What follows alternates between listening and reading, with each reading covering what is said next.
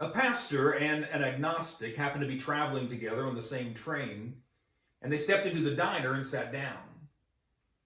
Now, they didn't know one another, but since they had been talking a little bit, they sat down at the same table. And both of the men ordered fish. Well, as they were talking, the agnostic found out that the other man was a pastor. And he said, "So you're a clergyman, huh?" And the pastor said, "Yes." And the agnostic said, "So you preach from the Bible, I suppose?"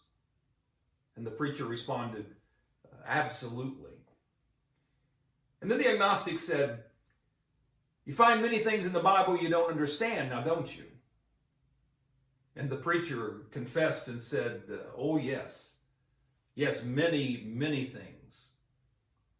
And then the agnostic smiled because he thought he had the pastor in a corner. And he said, "So when you come to those parts of the Bible that you don't understand, what do you do with them?" And the preacher laid down his knife and his fork. And he responded, "I do the exact same thing as I do when I'm eating this fish. When I come to a bone, I quickly set it aside and go ahead and enjoy the rest of the fish. And I let some fool insist on choking himself to death on the bones."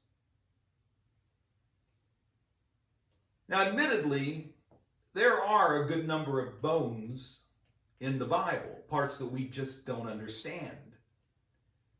But it would be folly to set aside the rest of the meat just because of a few bones. So don't be discouraged by the parts you don't understand. Take those parts that you do understand, embrace them, and live by them. And I think that'll keep us plenty busy. Thank you for watching, and be kind.